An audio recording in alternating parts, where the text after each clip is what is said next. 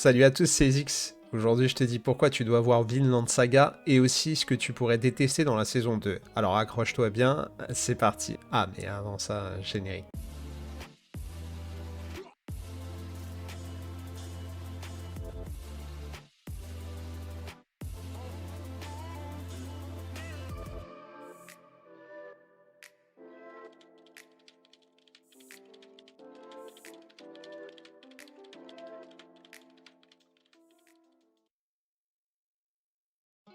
C'est pour la sortie de la saison 2 de Vinland Saga que j'ai décidé de me mettre à cet animé. Un peu écœuré par la multitude de productions sur les Vikings, c'est à reculons que j'ai pris ce Drakkar pour le Vinland qui ne m'attirait absolument pas. Et j'ai pris une véritable claque.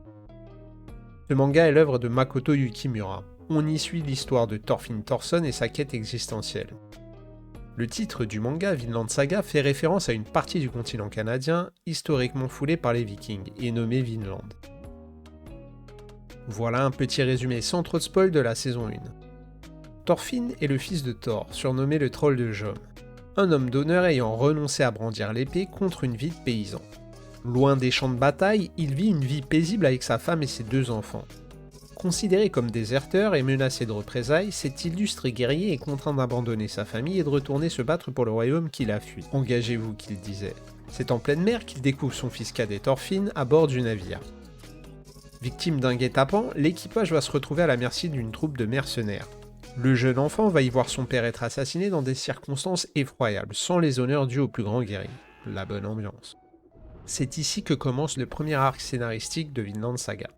Aveuglé par la vengeance et face à son aveu d'impuissance, Thorfinn va peu à peu sombrer dans l'obsession et rejoindre la troupe de mercenaires de son bourreau Askeladd. Son objectif étant de surpasser l'assassin de son père et de le battre en duel devant ses propres hommes afin de l'humilier. Cet homme va alors se révéler être un mentor. Thorfinn va trouver en lui une figure paternelle sans pitié ni remords. À la fois détestable et sympathique, ce chef de troupe aux multiples facettes est sans conteste le personnage central de la première saison. Très mystérieux, il laissera perplexe le spectateur tant ses motivations sont nébuleuses. Brutalement projeté dans la vie d'adulte, Thorfinn ne va survivre qu'à travers l'envie d'appliquer la loi du talion. Au fur et à mesure du récit, le personnage va réaliser que plus que l'honneur, c'est la fierté qui habite le cœur de l'homme, et que sa cupidité le mènera indubitablement à sa perte. Thorfinn va alors entamer son parcours prophétique et faire évoluer ses préceptes pour peu à peu trouver la paix.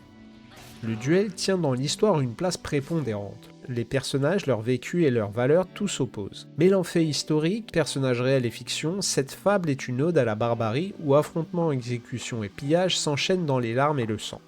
L'intrigue va ici croiser de nombreuses histoires à travers la conquête du trône du Danemark. C'est d'ailleurs sur cet arc qu'est centrée la première saison de l'anime. Derrière son aspect simpliste et pompant, le manga s'illustre par la profondeur de son récit.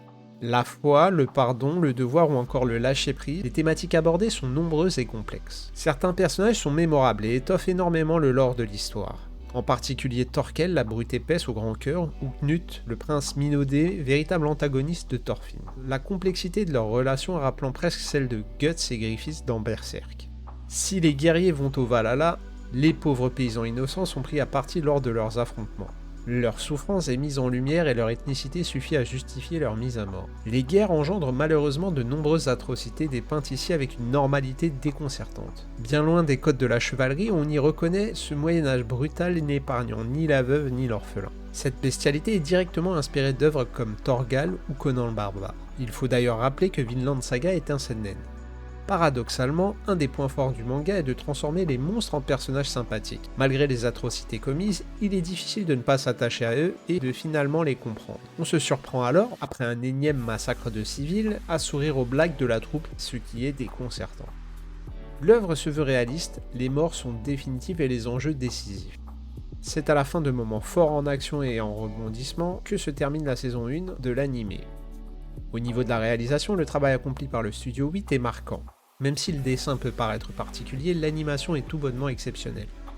Musicalement, on tient quelques beaux morceaux de piano et le générique met tout de suite dans le bain. Mention spéciale au cri d'effroi de Thorfinn, ainsi qu'aux doubleurs d'Askeladd et Thorkel dont les voix sont mémorables. La suite de l'anime a été confiée au studio MAPPA. Le thème de cette saison est beaucoup plus joyeux puisqu'il s'agit de l'esclavage. La première saison faisait office de prologue. Cette suite s'annonce beaucoup plus calme. Souvent représenté comme des guerriers, le peuple norrois n'en reste pas moins un peuple de paysans. Désormais rendu esclave, Thorfinn va se lier d'amitié avec son entourage et trouver dans sa condition miséreuse goût à la vie. Son objectif est désormais de gagner sa liberté et de partir pour cette fameuse terre, le Vinland. Le nom du manga et les indices parsemés tout au long du prologue annoncent clairement ce changement de cap. Porté par ce doux rêve lointain de vie meilleure, Thorfinn va devenir pacifiste et décider d'aller vivre là où il sera libre. On peut y voir une parabole sur la vie de l'homme moderne dont les rêves et les espoirs changent sans cesse au fur et à mesure qu'il s'assagit, passant de désirs avides et matériels à des idéaux bien plus nobles. Ce changement de cap est forcément déconcertant puisqu'il induit un changement de rythme, et va probablement perdre bon nombre de fans de la première heure. Transformant cette épopée guerrière en biographie d'esclaves et en carnet de bord d'explorateurs, Makoto Yukimura a placé dès le début de son manga des bribes du véritable enjeu, la liberté. Même si Vinland Saga n'est pas exempt de défauts, l'empathie engendrée par les personnages rend le récit captivant, et l'inscrit comme un héritier légitime de la fiction nordique. Et c'est pour ça que tu dois voir Vinland Saga. Merci infiniment pour tous vos messages de soutien sous les dernières vidéos. N'hésite pas à laisser un like, ça aide beaucoup. Et dis-moi en commentaire ce que tu penses de l'animé ou de mon analyse. Allez, à la prochaine la team.